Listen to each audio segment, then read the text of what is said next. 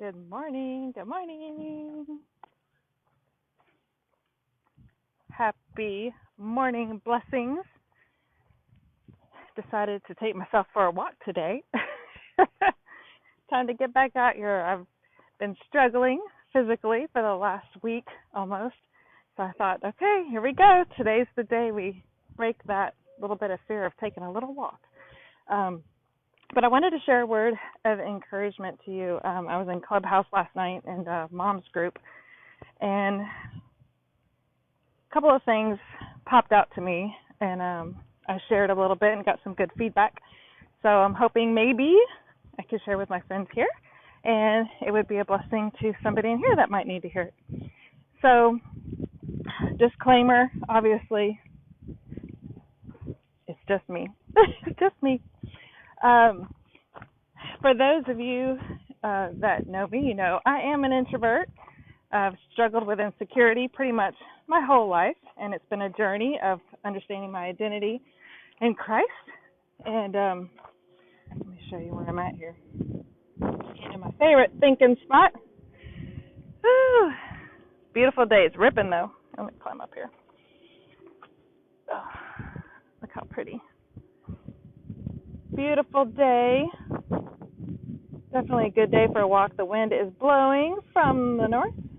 We've got a nice cool breeze out here today. So, gorgeous morning here in Florida.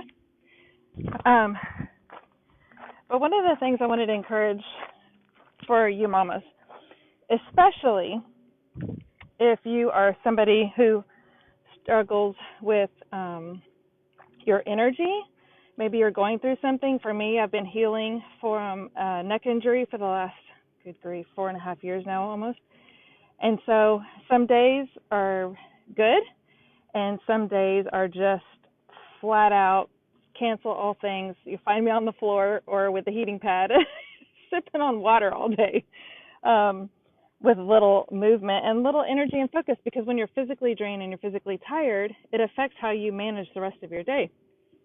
So what I've had to learn how to do, which took some discipline for many years, which is where I hope I'm speaking to this person, you have to honor your body. I mentioned it yesterday as well in my live. When you are already starting to deplete, it's so important that you pay extra care of honoring your body, meaning putting what's healthy, surrounding yourself with what's healthy, and giving you that space of grace to do all the things that, just because mama doesn't feel good doesn't mean that the house gets to stop. There's still all the things. But not all the things still have to be conquered that exact same day, right? I mean, the project could wait till that evening or the next day. The dishes are still going to be there. So give yourself grace.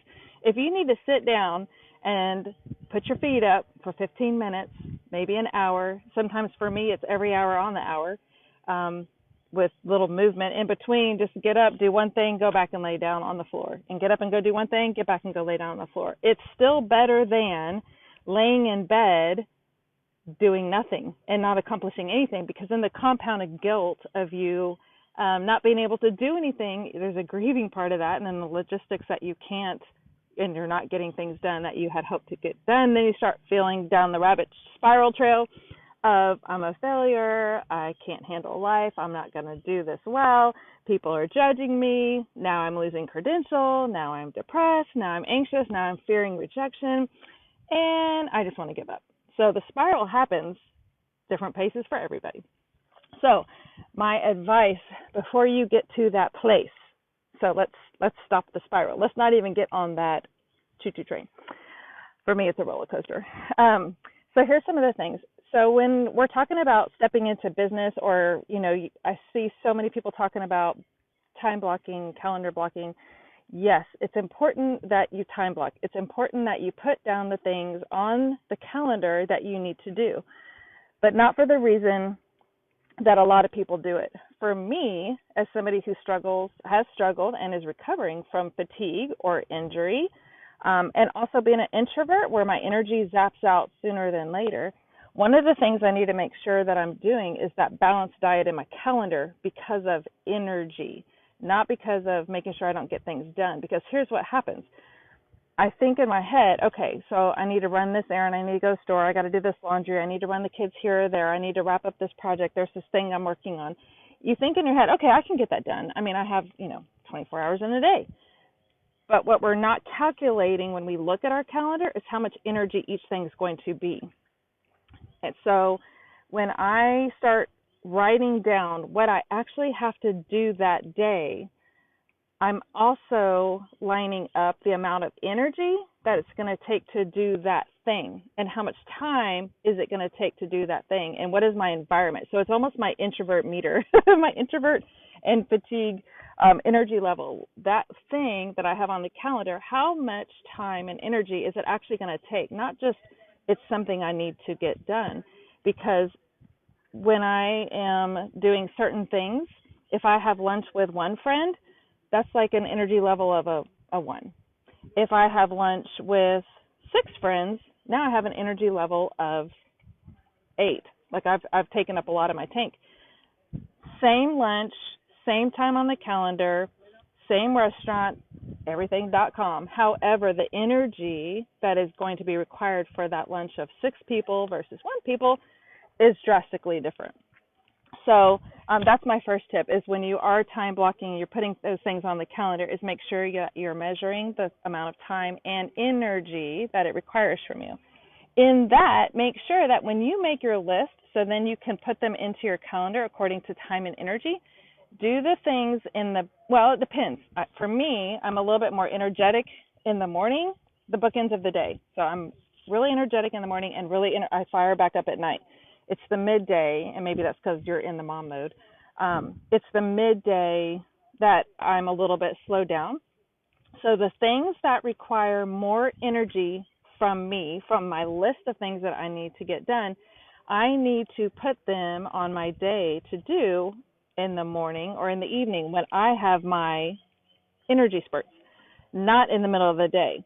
So guarding your time and calculating that time and energy, honestly, is going to help you not run on fumes. Because if you wait to the end of the day, if there's a big project that you have to do, maybe you're not looking forward to it, but it's going to take a ton of time and energy, but you're a morning person, you're going to really struggle, and you're going to wonder why at night, why can't I think? Why can't I get it done? Why am I struggling so much to focus? Why am I not sitting still, and why am I not in the zone? It's because you're not in the right frame of your calendar of time and energy for yourself.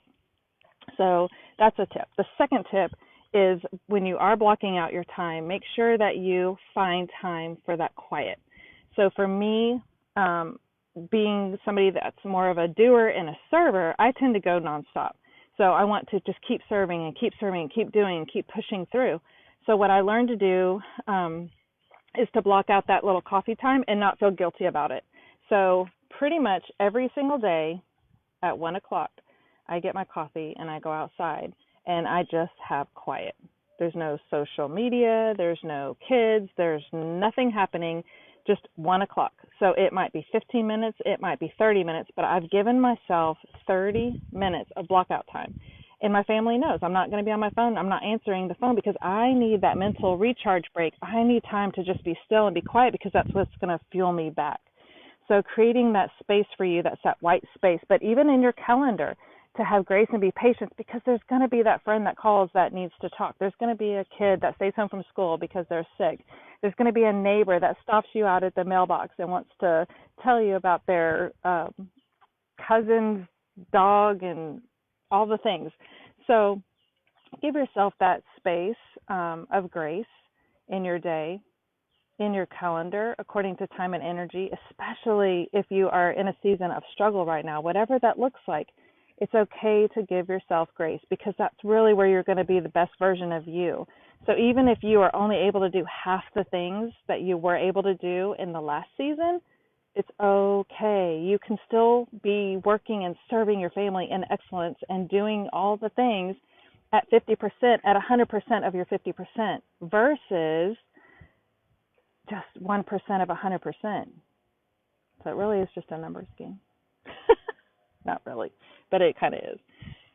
So anyway, I hope that little tips, practical tips. I love practical stuff because for me, it's like people say, pace yourself, let go and let God, take some time for you. You don't have to get everything done in a day. Those are all good things to say, but break it down for me. What does that look like? What does that mean? Where do I not feel guilty? Because the enemy who seeks, John 10:10, he comes in, he wants to divide, he wants to shame, guilt, fear, anxious, worry. That's the plot of the enemy. He's like, I'll take you down right here. So just open the door. Well, our point is to not open the door, to not get on his little spiraling roller coaster and actually have the space of grace and trust that we are going to serve in excellence and that we understand our own limitations and that the joy of the Lord is our strength, that he goes before us, he's behind us, and he is with us, and that we are more than conquerors. We are not defeated in our everyday life unless we choose defeat. So today, I encourage you and challenge you to take back the power that God has given you to be more than a conqueror, that today you choose to be strong, that today you choose to serve him through your energy and your time and to let him be the ruler of your calendar, to get done the things that he has purposed for you to do, called you to do, and trust that he's going to provide for you in that, for your energy, resources, provision, whatever it is that you need to get done. So have grace with yourself and remember that you are seen, you are loved, he is near, he goes before you, he's behind you, he's with you, he is your Father, he's your King, he's your conqueror, healer, mighty counselor, and he is the best friend anybody could ever have. So know that you are loved. God bless you guys. Bye.